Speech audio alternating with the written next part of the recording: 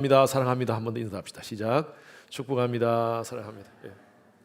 예, 반갑습니다. 감사합니다. 예. 말씀드린 대로 5월 가정의 달을 맞이해서 가정을 세우는, 정말 건강한 가정 세우는 그런 말씀을 함께 나누고 있습니다. 오늘은 제가 미리 좀 또 양해를 구합니다. 여러분 가운데 싱글이신 분들 이해해 주시면 감사하겠습니다. 제가 1년에 한 번 부부에 대한 메시지를 이렇게 5월 달에 하려고 하고 있습니다.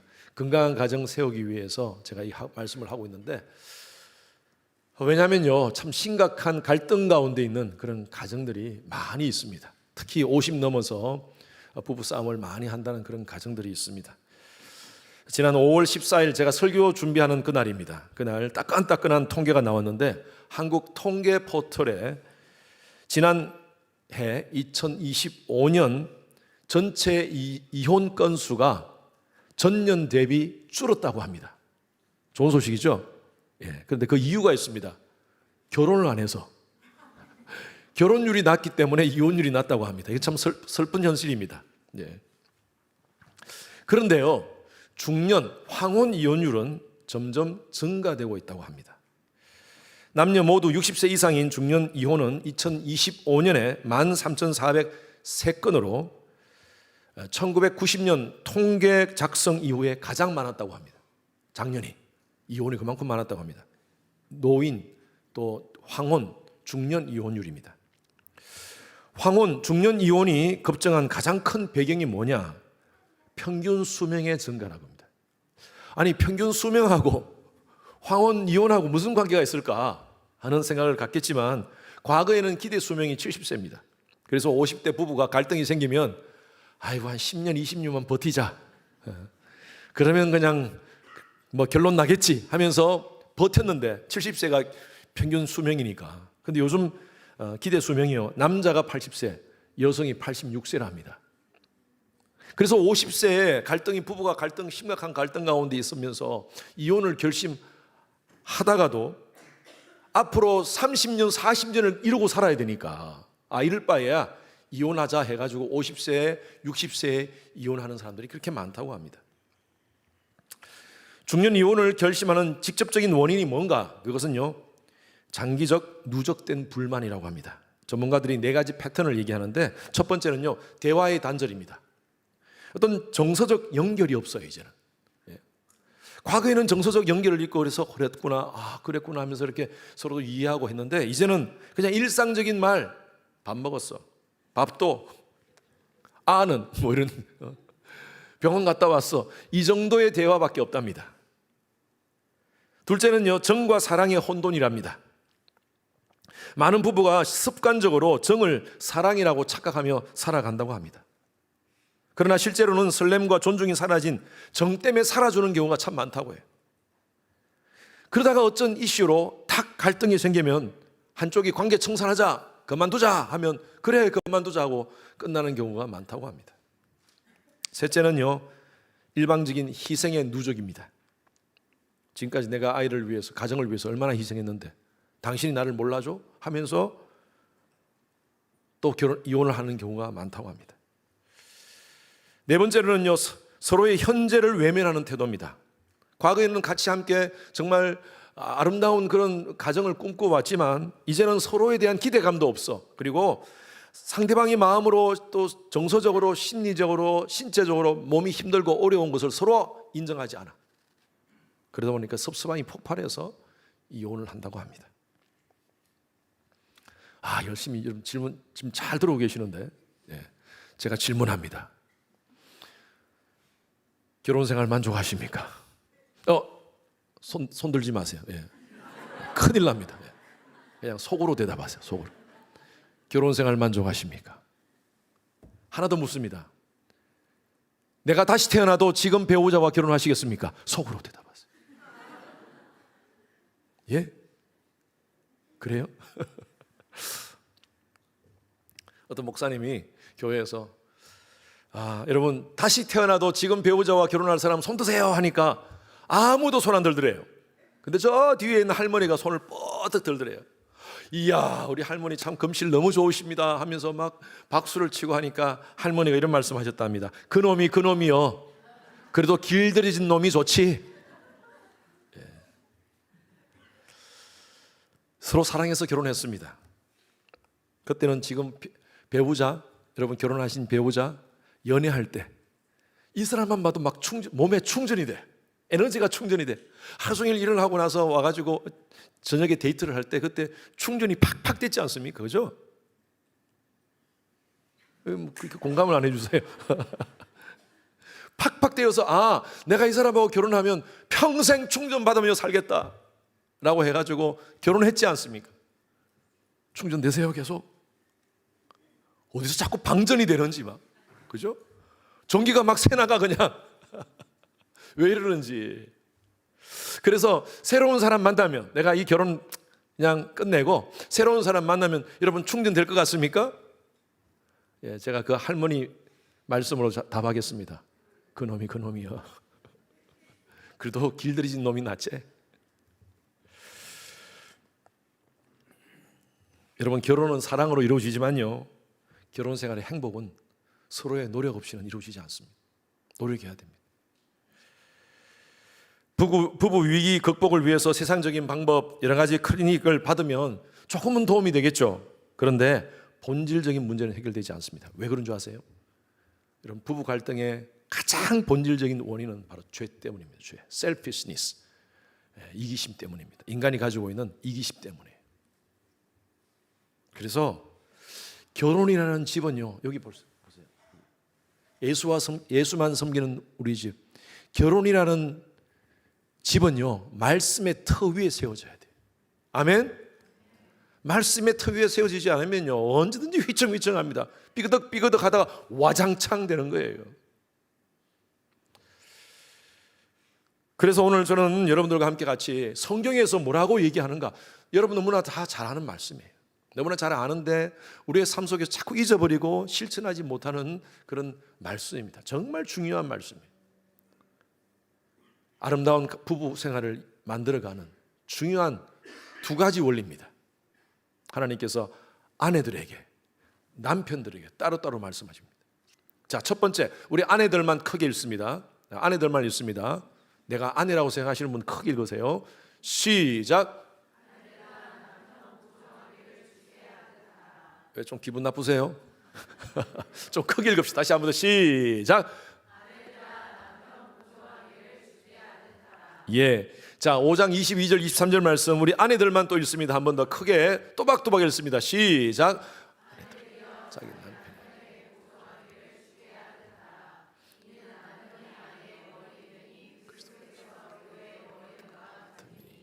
그가 바로 몸의 굴시라. 여러분 현대 사회에서 순종, 복종, 또 머리됨, 헤더십 뭐 이런 단어가 좀 불편할 수가 있습니다. 권위주의에 대한 거부감, 또 평등의 가치가 강조되는 이런 시대 속에서 시대착오적인 유물이라고 생각할 수도 있어요. 그러나 성경에서 말하는 이 머리됨, 질서는 지배와 피지배의 원리가 아닙니다. 사랑과 연합의 논리입니다. 하나님이 아담을 먼저 창조하셨어요. 그리고 하와를 아담의 돕는 배필로 주셨습니다. 이것은요 존재적 차등이 아닙니다. 기능적 질서입니다. 차등한 게 아니에요. 아내가 여성이 남편에게 복종하는 것은 여성이 열등한 존재이기 때문에 복종하라는 것 아닙니다. 하나님께서 하와를 아담에게 주셨을 때 하와를 뭐라고 표현하냐면 돕는 배필, suitable helper로 주셨어요. suitable helper. 여러분 이 돕다라는 말은 에제르라는 단어인데 이 에제르라는 단어는요 우월성을 의미합니다. 다른 말로 하와가 아담보다 우월하기 때문에 헬프로 주신 거예요. 아담에게. 그래서 한마디로 말하면 아내는요 그 남편보다 우월한 존재로 돕는 분입니다. 아멘? 이게 아멘을 안 하시네요. 여러분 솔직히 말씀하십시오. 우리 아내들에게 묻습니다. 여러분 남편이 똑똑하십니까? 아니면 가끔 보면 어리버리합니까? 결혼할 때는 너무 멋진 오빠라서 결혼했는데 좀 가면서 살다 보니까 어떻게 해요? 어리버리하죠. 솔직히 맞아요. 어리버리해요. 어리버리. 그래서 여러분들 하나님께서 그 어리버리한 남편을 위해서 여러분을 주신 거예요. 슈러블 헬퍼로 주신 거예요. 보통 옆에서 도와주는 사람이 도움을 받는 사람보다 더 똑똑한 사람들입니다. 가정교사가 아이보다 더 똑똑하잖아요. 그러니까 가르치잖아요. 저는 제 아내하고 5살 차이입니다. 결혼할 때는 제 막내 동생이 5살 저하고 차이예요. 남자 동생. 그래서 남동생 생각하고 좋아서 결혼을 하지만 아이고 이 경상도 말로 죄송합니다. 예, 경상도 말로 할게요. 이 알라데고 어떻게 사노? 하는 생각했는데 여러분 대부분 그렇죠. 다들 오빠하고 결혼했죠. 예, 우리 동생하고 결혼했죠. 어린 동생. 예, 제 아내가 요즘은 안 그러지만 애들이 어릴 때 밥 먹으면서 오빠 오빠 하면서 저한테 오빠 오빠 그랬거든요. 그러니까 제 딸이 어느 날 심각하게 엄마 내가 오빠하고 결혼해야 돼? 이러더라고요. 네, 그 오빠가 아닌데 어쨌든 제 아내가 5살 차이 나는데 저는 처음에는 너무 어리다고 생각했어요. 어린 아이가 결혼한다고 생각했는데 한 10년 지나니까 누나가 돼요. 그러다 요즘은요 거의 엄마급이 됩니다. 그만큼 여성들이 똘똘해요. 똑똑해요. 남자는 좀 띨띨합니다. 그래서 아내가 조심해야 될 것은요, 아내들이 똑똑하기 때문에 어리버리한 남편의 모습과 행동이 마음에 안 들 때가 있습니다. 그렇죠? 예, 그럴 때가 있어요. 근데 여러분 이거 지켜주셔야 됩니다. 아담을 하나님이 먼저 창조하신 것은요, 하나님이 남편의 머리됨의 원칙을 지키라는 겁니다. 에덴 동산에서 아담과 하와의 관계는 아주 완벽했습니다. 죄가 들어오기 전에. 거기에는 주도권 싸움도 없었고 자존심 싸움도 없었어요. 아담은 하와를 향하여 이는 내 뼈 중에 뼈요 살 중에 살. 저는 제 아내 제 셀폰에 단축 이름을 뼈살이라고 정했어요. 뼈살이. 뼈 중에 뼈요 살 중에 살. 아담이 했던 표현이 이는 내 뼈 중에 뼈요 살 중에 살, 찬사를 보내었습니다. 그래서 하와는요 아담의 머리됨을 인정하고 그 머리됨 안에서 평안과 기쁨과 안식을 누렸어요. 그런데 죄가 들어오는 순간, 하와에게 죄가 들어오는 순간, 하와가 먼저 선악과를 따먹었잖아요. 불순종했잖아요. 이 질서가 파괴됩니다. 보통 똑똑한 사람이 사고치지 않습니까? 하와가 먼저 사고를 쳤어요. 그리고 하와에게 하나님께서 이렇게 말씀하세요. 창세기 3장 16절 말씀 같이 시작.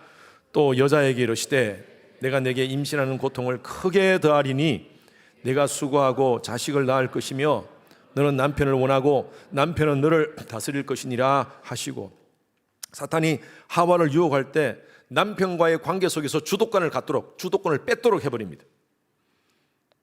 그렇게 죄를 짓고 나서 임신의 고통을 주는데 임신의 고통 다음에 주는 벌이 아주 심상치 않습니다. 보니까 너는 남편을 원하고 남편은 너를 다스릴 것이다. 여기 보니 영어 성에는 Your desire will be for your husband and he will rule over you. 너는 남편을 원한다는 말이 히브리 말로서 테슈카라는 단어를 쓰는데 욕망의 손을 뻗친다는 말이에요. 남편을 나의 욕망의 대상으로 삼는다는 것입니다. 여러분, 이 죄의 영향은요 아내에게만 나타난 것이 아니라 아내의 도전에 직면한 남편 역시 타락한 방법으로 리플라이 합니다. 아내가 그렇게 하니까 남편도 어떻게 리플라이 합니까? 남편이 아내를 다스릴 것이라고, 룰 오버리라고 표현돼요. 이 다스림이란 마샬이라는 것은요 창조 질서상에 보호하는 리더십이 아닌 힘으로 강압하는 거예요. 강압하는 거예요. 아내를 지배하려 하고, 아내는 남편을 이 욕망으로 컨트롤하려고 하고, 남편은 힘으로 아내를 억압하려고 하고, 이런 끝없는 평행선 가운데 부부 갈등이 시작된 거예요. 결혼 생활의 비극은요 자기 욕망으로 배우자를 대할 때입니다. 남편을 자기 욕망의 성취 대상으로 여기고 남편을 향한 주도권을 잡는 욕심으로 막 남편을 대할 때 남편도 그거 그냥 억셉하지 않아요. 힘으로 그를 통제합니다. 폭력으로 다스립니다. 여러분, 이것이 바로 인류 최초의 헤더십 갈등의 시작이었어요. 이것이 지금까지 인류 역사 동안 계속 이어지는 갈등이에요. 헤더십 싸움이에요. 헤더십 싸움. 주도권 싸움. 그래서 사도 바울이 지금 얘기하는 거예요. 이 창조의 질서를 회복하는 것이 가정의 질서를 세우는 것이다 라고 얘기하는 거예요. 그래서 23절 말씀에 남편이 아내의 머리됨이 그리스도께서 교회의 머리됨과 같다라고 얘기합니다. 남편의 머리라는 말은, 이 말의 핵심은요, 그리스도께서 교회의 머리라는 사실에 근거하고 있습니다. 교회가 머리이신 그리스도를 떠나서 존재할 수 없었듯이 가정이라는 몸의 영적 방향성을 결정하는 질서의 중심에 하나님께서 남편을 두셨어요. 이걸 인정해 줘야 돼요. 잃어버린 가정의 헤더십, 즉 가정의 권위를 남편에게 되돌려 줘야 됩니다. 아내들이요. 그래서 우리 옛날에 그런 말씀, 요즘은 그런 분들 잘 못 봤는데, 딸 결혼시키고 딸한테 충고를 합니다. 너 처음부터 남편 잡아야 돼. 남편은 초장에 그냥 길을 잡아야 돼. 이 말은요, 그 가정 망치는 겁니다. 그 가정 다 망치는 거예요. 여러분, 기죽이려고, 처음부터 기죽이려고 하지 마십시오. 55세 지나면 자동적으로 기죽이게 돼 있어요. 남자들도 갱년기 오지 않습니까? 여성들은 폐경이라는 기점으로 해서 점점 갱년기가 시작됩니다. 그런데 남자들도 갱년기가 오는데 언제 오는지 몰라요. 50세 지나면 사람마다 다 다르게 봅니다. 근데 오래 갑니다. 오래 가요. 신체 노화를 겪으면서 남성 호르몬 테스토스테론이 점점 줄어들면서 50세 이후에는 남자들이 3명 중에 1명이 갱년기를 겪는다고 합니다. 그래서 여러분들 가끔 그런, 우리 자매님들 가운데 그런 얘기 하시는 분들이 있어요. 우리 남편이 변했어요. 옛날에는 드라마 보면서 절대 울지 않았는데 요즘은 질질 짜요. 그런데 여러분, 남편이 나이 들어가면 철 들어가는 것 같이 보여요? 아니면 점점 어린애 같이 보여요? 답하지 마십시오. 답했다가 큰일 납니다. 그래요. 점점 어린애 같이 보여요. 신혼 때는 막 나만 믿어, 오빠만 믿어, 큰 소리 빵빵 치면서 그렇게 의지의 대상이었는데 요즘은 왜 그렇게 말 한마디 잔소리 해버리면 그냥 기가 죽어가지고 동굴로 기어 들어가 버려요. 자기만의 방으로 들어가 버려요. 여러분, 만약에 남편이 기가 죽어가지고 동굴로 기어 들어가면 어떻게 해야 됩니까? 어떤 자매가 이런 얘기 하더라고요. 작년인가 재작년인가 어느 구역에서 그 얘기. 남편이 동굴로 기어 들어가면 남편 기어 나오게 하기 위해서 동굴 밖에서 갈비 구워가지고 냄새 들어가게 하겠다고. 그래서 나오게 하려고. 그 지혜로운 아이네요. 근데 어떤 자매는 이런 얘기 하더라고요. 그냥 못 나오도록 그냥 동굴 밖에 공부리를 쳐버리겠다 그냥, 그러면서 그런 얘기를 하시는데, 여러분, 남편들 헤더십을 살려주십시오. 세상의 헤더십 싸움입니다. 헤더십 차지하는 싸움이에요. 세상은 기싸움이에요. 이 세상에 나가면 여러분 다 비즈니스 현장 속에서, 직장 현장 속에서 누가 먼저 힘이 센가 전부 다 기싸움 아닙니까? 그런데 집에 들어오면요, 기싸움에서 해방돼야 돼요. 그래서 집에 오면 안식처가 돼야 되고 기댈 품이 있어야 돼. 근데 아내가 그것 대상을 되지 못하면 다른데 그런 대상을 찾는 거예요. 다른 것을로. 심지어 좀 안 좋게 가는 사람은 돈을 주고 그런 대상을 찾는 거예요. 그래서 우리 아내들, 우리 교회 성도님들, 우리 아내들은 남편의 길을 좀 살려줬으면 좋겠어요. 헤더십을 좀 인정해 주면 좋겠어요. 남편이 마음에 안 들더라도, 좀 어리버리하더라도, 띨띨하더라도 살려주십시오. 그게 가정을 위해서, 하나님이 그게 원하시는 질서예요. 특히 믿지 않는 남편이 있습니까? 믿지 않는 남편이, 아내가 남편에게 정말 잘해 줘야 될 이유가 있습니다. 베드로전서 3장 1절 말씀, 다 같이 시작. 자기 남편에게 순종하라. 이는 혹 말씀을 순종하지 않는 자라도 말로 말미암지 않고 그 아내의 행실로 말미암아 구원을 받게 하려 함이라. 예, 보세요. 우리 보통 그런 얘기 하지 않습니까? 예수 믿는 사람들 참 말만 입만 살아있다, 입만 살아있다 그런 표현에 안 좋은 말로. 예, 우린 사실 그렇지 않은데 입만 살아있다 그래서 물에 빠지면 그냥 발만 동동 뜬다 그래. 발만. 왜요? 그냥 물고기하고 말한다고.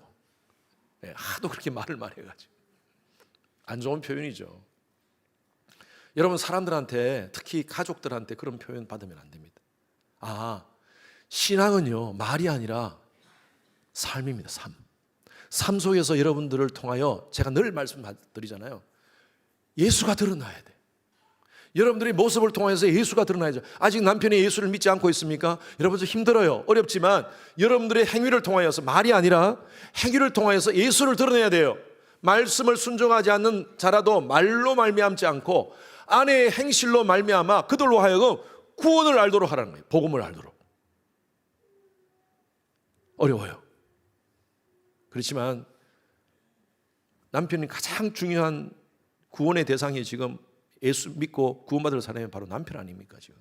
그래서 그것을 위해서라도 여러분들이 정말 남편의 헤더십을 살려주십시오.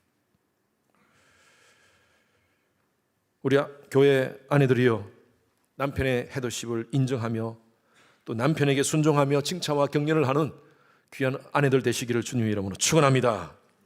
아멘. 아멘이 좀 약한 것 같아요. 제가 설교를 다시 할까요? 처음부터 잘못한 것 같은데 지금. 그럼 이렇게 하면 또 우리 남편들 어깨 쫙 펴고 봤지? 아내 한번 툭 치면서 봤지? 그렇게 해 라고 하실 수 있겠지만 여러분, 그 다음에는 남편한테 주시는 말씀이에요. 긴장하십시오. 자, 남편들만 읽습니다. 시작. 예, 뭐 사랑하라는 건 너무나 잘하는 말씀이죠. 예. 자, 그 다음 말씀 25장 25절 크게 읽습니다. 시작.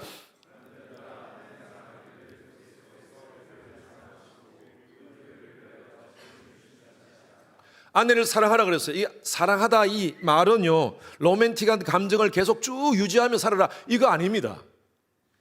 사랑의 감정은요, 부부간의 사랑의 감정은 그렇게 오래가지 않아요. 이 감정적인 로맨틱한. 여러분 정말 좋아해서 결혼했잖아요. 지금 좋아해서 삽니까? 아니에요. 우리가 사는 이유가 있어요. 부부가 이렇게 살아가는 이유가 있어요. 왜 이렇게 살아갑니까? 우리 예수 믿는 사람들은 하나님의 은혜 때문에. 그래서 여기에 사랑이라는 단어가 그냥 우리가 이 로맨틱한 그런 사랑의 단어가 아니라 아가파오라는 단어를 씁니다. 아가파오. 아가페 아시죠? 아가페. 신적인 사랑입니다. 신적인 사랑. 근데 보세요. 어떻게 사랑하느냐? 그리스도께서 교회를 사랑하시고 그 다음에 어떻게? 시작. 그 교회를 위하여 자신을 주심같이 사랑하라. 야, 이건요, 아내들에게 남편에게 복종하라는 이 말하고는 수준이 안 되는 그런 사랑입니다. 다른 말로 아내를 위해서 죽을 각오하라는 거예요. 야, 오늘 남편 안 온 분 가정들 있네. 이거 정말 꼭 나중에 듣게 하세요, 설교. 네. 죽을 각오하라는 거예요. 아내를 위해서 죽을 각오하라는 것입니다. 생명을 내어주심 같이. 앞에서 남편이 가정의 헤더십을 갖는다는 의미는요, 아내를 위해서 가장 먼저 죽을 각오를 한다는 거예요. 그래서 여러분, 자주 남편들은 우리 아내에게 사랑을 표현하십시오. 사랑한다고. 근데 갑자기 또 사랑한다고 말 안 하다가 한번 갑자기 여보 사랑해 이러면 또 우리 아내들이 걱정합니다. 또 무슨 일이 있나. 자, 베드로전서 3장 7절 말씀 다 같이 읽습니다. 남편들만 읽습니다. 시작. 남편들아 같이 지식을 따라 너희 아내와 동거하고 그를 더 연약한 그릇이요 또 생명의 은혜를 함께 이어받을 자로 알아. 귀히 여기라.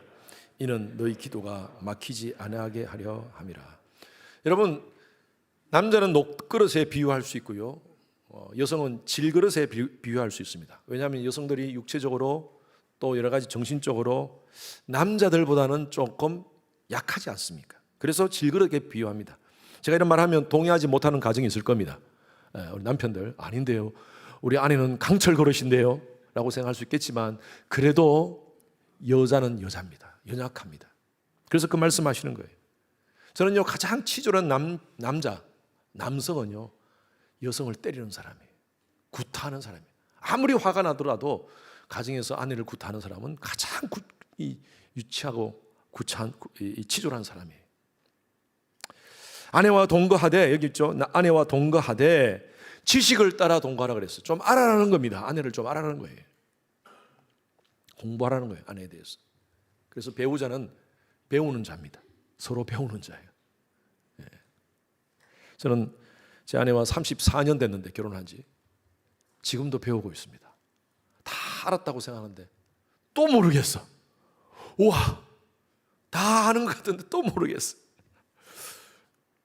그래서 참 좋은 부부 관계를 만들어가는 사람들은 말을 참 이쁘게 하고 좋은 말을 서로 하는 사람 같아요. 지혜로운 말을 하는 것 같아요. 그래서 대부분 이 부부 싸움 가운데 말 때문에 싸우는 경우가 참 많습니다. 표현 때문에. 여러분, 만약에 아내가 남편에게 여보 나 살찐 것 같지? 이렇게 물으면 여러분들 남편 긴장하죠? 말 정말 잘해야 됩니다. 이런 상황에서 하수 남편은요 이렇게 얘기합니다. 하수 남편은요 아니 조금 찐 것 같아 이렇게 표현하고, 중간 레벨의 남편은요 아니야 많이 쪘네 사실대로 얘기합니다. 근데 고수 남편은 이렇게 얘기한답니다. 난 당신 살 빼는 거 싫어. 건강한 게 좋아. 지금이 딱 좋아. 이 지혜롭게 말하는 거죠. 아내의 기분 나쁘게 하지 않고. 그래서 이렇게 참 부부의 대화법 같은 걸 좀 우리가 많이 훈련해야 될 것 같아요. 여기 아내를 귀히 여기다라는 말은요 헬라어로 티메라는 단어입니다. 티메. 가격을 매긴다는 의미예요. 가격을 매긴다. 그래서 너의 아내에게 최고의 가격을 매겨주라는 거예요. 여러분들의 아내가 가장 소중하다고 생각하는 거예요. 우리가 보통 여러분 아내를 누구라고 부르십니까? 어떻게 부릅니까? 집에서 어이? 야이? 야? 여보라는 단어가 참 좋습니다. 여자는 같을 여자입니다. 보자는 보배로울 보자예요. 보배와 같으니 많이 사용하세요. 여보. 참 좋은 것 같아요. 여보. 당신은 나의 보배야. 여러분, 남편이 인정하는 가치만큼 아내는 그만큼 가치가 돼요. 어떤 목사님이 에게 청년이 찾아왔어요. 남자 청년이 찾아와가지고 목사님 언제 제가 결혼합니다. 목사님 주례해 주십시오 하니까 주례해 주지. 그날 스케줄이 있으니까 내가 주례할게. 그런데 나가다가 잠깐 돌아서서 다시 와서 목사님 저기 주례비는 얼마 정도 드려야 되겠습니까? 하길래 뭐 주례비 뭐 아내가 이쁜 것만큼 당신 아내의 미모만큼 줘. 그렇게 목사님이 그냥 툭 던져서 얘기했대. 그러니까 다른 날 또 찾아왔어요. 봉투를 들고 찾아왔어요. 목사님 주례비입니다 하고 목사님께 전달했어요. 목사님이 그걸 열어보니까 50불이 들어가 있는 거예요. 그래서 목사님이 결혼식 날 신부실에 들어가서 아내를 확인하고 남편한테 가가지고 신랑한테 가가지고 40불을 돌려줬답니다. 좋고요. 여러분 왜 아내를 귀히 여겨야 됩니까? 노년에 따뜻한 밥 얻어먹기 위해서, 미리 잘 보이기 위해서 아닙니다. 다시 보십시오. 이게 3장 7절 말씀 한번 보십시오. 아내를 왜 귀히 여겨야 되느냐? 생명의 은혜를 함께 이어받을 자라는 거예요. 아내가. 왜? 아내와 남편은 서로 한 몸이니까. 그러면서 귀히 여기는데 그 다음 중요해요. 그 다음 이는 너희 기도가 막히지 아니하게 하려 함이라. 아내를 귀히 여기지 않고 함부로 여기고 존중하지 않으면 기도가 막힌다는 거예요. 하나님과의 관계가 막혀버린다는 것입니다. 여러분 가장 큰 우리 인생의 아픔이 하나님과의 관계가 막히는 것이 아픔입니다. 우리가 하나님께 예배드리는데 하나님이 그 예배를 안 받으셔. 여러분 그보다 더 비참한 게 없습니다. 그리스도인으로서 기도가 막혀버린다는 거예요. 하나님 그 기도 듣지 않겠다는 거예요. 네가 아무리 예배드린다고 나오더라도 너의 관계 속에서 그런 문제가 생기면 내가 그 예배 받지 않겠다는 거예요. 가장 아내를 귀히 여기지 않는, 배우자를 가장 귀히 여기지 않는 그런 그것이 뭐냐면요, 불륜행위입니다. 불륜행위. 한국 통계청이 공개한 이혼 사유 쭉 있는데 둘째가 뭐냐면요, 성격 차이입니다. 성격 차이. 성격 차이는 그냥 이런 성격 차이 때문에 이혼했습니다 그렇게 얘기해요. 연예인들 많이 그렇게 얘기해요. 그런데 첫 번째가 뭐냐면요, 배우자의 불륜입니다. 불륜. 중년 시기를 제2의 인생 사축이라고 얘기합니다. 그때 대부분 다 아이들이 다 집에서 떠납니다. 빈둥지 정우운이라고 그러죠. 그리고 이제 너무 편하다 보니까 배우자 관계에서 서로 무관심합니다. 관심 없어요. 정서적으로 서로 채워지지 못하고 허전함과 공허함이 마음에 있습니다. 그리고 성취의 불안, 나이가 들면서 젊음이 상실되지 않습니까? 거기서 오는 불안감, 이것을 극복하지 못해서 일탈에 빠지는 사람들이 있습니다. 성적 일탈에 빠집니다.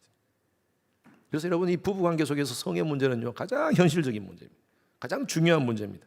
사탄은 음란이라는 도구를 가지고 가정을 무너뜨립니다. 깨트려버립니다. 이 얘기 원래는 제가 한 주간 더 이런 성에 대해서 설교를 했는데, 제가 이번에는 그냥 같이 함께 묶어서 잠깐 얘기하는데 더 시간이 없어서 길게 하지 않겠습니다. 이 말씀으로 정리가 딱 될 것 같아요. 히브리서 13장 4절 말씀 다 같이 읽습니다. 시작. 모든 사람은 혼인을 귀히 여기고 침소를 더럽히지 않게 하라. 음행하는 자들과 간음하는 자들을 하나님이 하나님이 심판한다 그랬어요.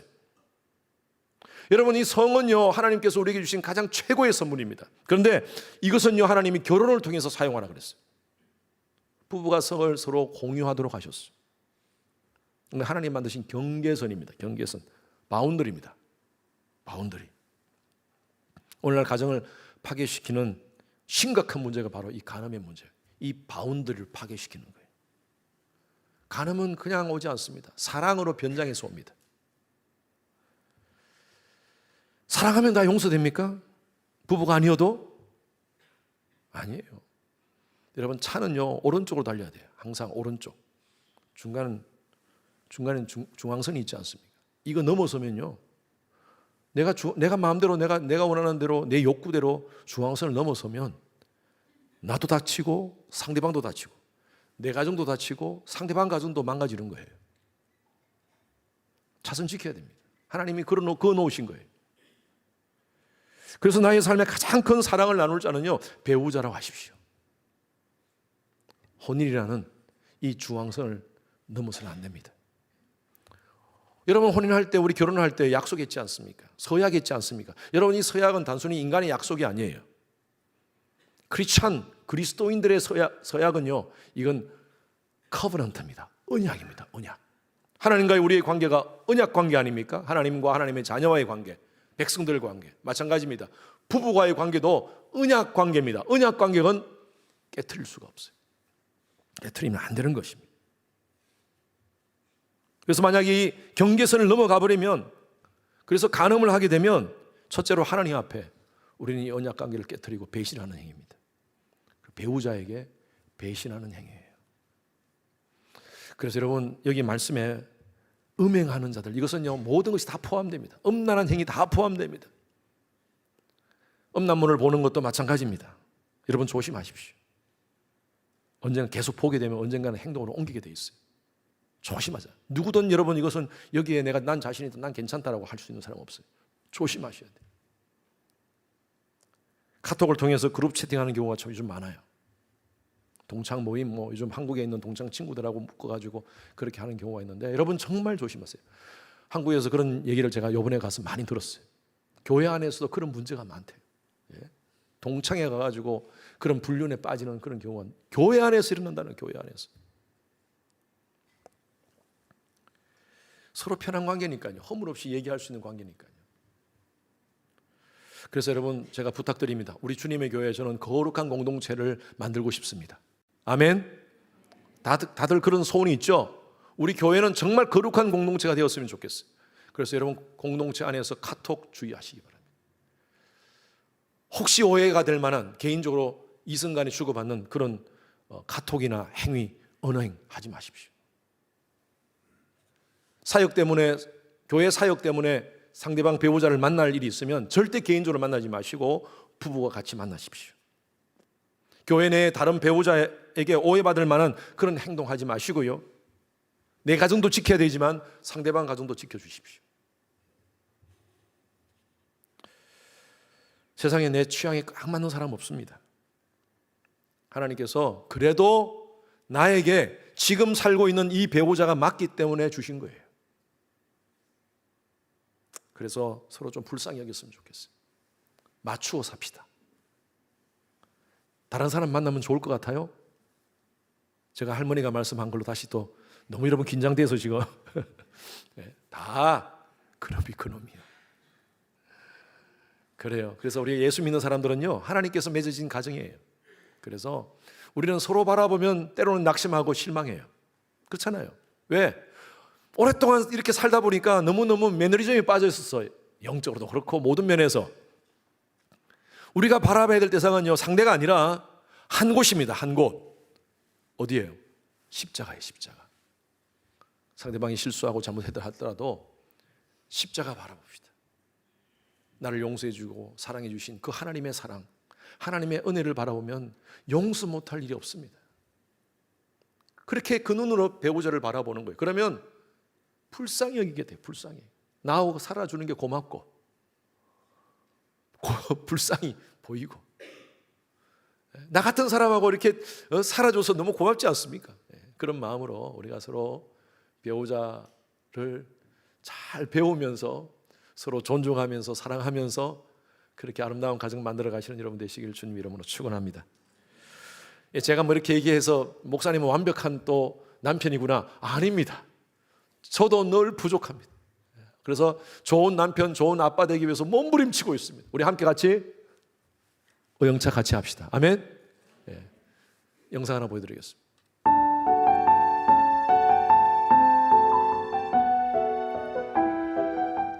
여보, 지난 20년 넘는 시간 동안 함께 해줘서 너무나도 고맙고 우리 새 아이들도 주님 안에서 올곧게 키워줘서 정말로 감사해. 늘 건강 챙기고 더욱더 주님 일 열심히 하면서 함께 나아가자. 사랑해. 준영, 윤영이 아빠, 여러 역할들로 매일이 바쁘지만 그래도 우리 가족을 위해 늘 기도하고 희생하고 애써줘서 정말 너무 고마워. 그리고 해준 것보다 부족했던 것들을 바라보면서 지적했던 것들 정말 미안해. 앞으로는 더 많이 응원하고 사랑할게. 고마워. 사랑해. 사랑하는 은주, 여보 항상 내 곁에서 함께 해줘서 정말 고마워. 바쁜 일상 속에서도 우리 가정을 위해 써주고 믿음으로 함께 걸어와줘서 감사해. 앞으로도 하나님 안에서 서로 아끼고 사랑하면서 지금처럼 함께 걸어가요. 사랑해요. 세인씨 안녕. 우리 결혼한 지 이제 어느덧 10년이 다 되어 가네요. 하나님께서 세워주신 우리 아름다운 가정, 그리고 미국까지 오게 된 이 여정이 기도하는 당신과 함께였기에 가능했다고 생각해요. 우리 앞으로 남은 날들 우리가 세운 그 비전들을 이루어가면서 서로 더욱더 존중하고 배려하고 사랑하면서 그렇게 예쁘고 멋있게 늙어갑시다. 당신을 많이 존경하고 많이 사랑합니다. 사랑해요. 안녕 여명, 우리 아이들의 든든한 가이드, 나의 신앙, 자존감, 피부, 헤어까지 세심하게 챙겨주는 나의 아내 전여명. 당신은 그 이름처럼 우리 가족의 아침을 밝히고 희망을 주는 그런 사람입니다. 당신 덕분에 우리 가족은 항상 힘을 냅니다. 항상 고맙고 사랑해. 박수 한번 칩시다. 예, 감사합니다. 예, 더 많은 분들한테 인터뷰를 하고 싶었지만 아마 몇 사람만 이렇게 뽑아서 한 것 같습니다. 여러분 모두가 아마 이런 마음으로 아내에 대한 그런 사랑, 또 남편에 대한 그런 사랑이 있는 줄로 압니다. 여러분, 하나님께서 아름다운 우리 가정을 우리가 만드는 것이 아니라 성령께서 만들어 주실 줄로 믿습니다. 이곳에 생명샘 솟아나 눈물 골짝 지나갈 때에 멀잖아 열매 맺히고 웃음소리 피어나는 우리 가정 되게 하소서 하는 그런 소망을 가지고 우리 찬양 같이 함께 부르겠습니다. 이곳에 생명샘 솟아나 눈물 골짝 지나갈 때에 모자나 열매 맺히고 웃음소리 넘쳐나리라. 이곳에 한 번 더 합시다. 이곳에 생명샘 솟아나 눈물 골짝 지나갈 때에 모자나 열매 맺히고 웃음소리 넘쳐나. 그런 가정 되게 하소서. 다 같이 일어나 찬양합시다. 꽃들도 구름도 바람도 넓은 바다로 찬양하라 찬양하라 예수를. 하늘을 울리며 노래해 나의 영혼아. 은혜의 주 은혜의 주 은혜의 주. 그날에 하늘이 열리고 그날에 하늘이 열리고 모든 이가 보게 되리라. 마침내 꽃들이 피고 영광의 주가 오시리라. 꽃들도 구름도 바람도 넓은 바다도 찬양하라 찬양하라 예수를. 하늘을 울리며 노래해 나의 영혼아. 은혜의 주 은혜의 주 은혜의 주. 꽃들도 구름도 바다도 넓은 바다도 찬양하라 찬양하라 예수를. 하늘을 울리며 노래해 나의 영혼아. 은혜의 주 은혜의 주 은혜의 주. 우리 이 시간 기도하실 때에 여러분 남편을 위해서 아내를 위해서 하나님 우리 부부 정말 하나님이 원하시는 아름다운 가정 되게 하소서. 성경적인 말씀에 세워지는 부부 되게 하소서. 서로 이해하고 용납하고 사랑하고 예수님 바라보고 서로 용서하는 그런 부부 되게 하소서. 성령께서 내 힘으로 할 수 없습니다. 성령께서 우리 부부를 지켜주시옵소서. 남편을 위해서 아내를 위해서 우리 자신을 위해서 한번 주여 외치고 기도하겠습니다. 주여.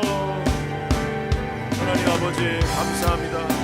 우리의 가정들 건강하게 하여 주시옵소서. 하나님이 기뻐하는 가정들 되게 하소서. 가정의 아버지 하나님 눈물 골짝 지나갈 때에 열 맺고 웃음소리가 넘치는 그런 아름다운 가정 되게 하여 주시옵소서. 마침내 꽃이 피는 가정들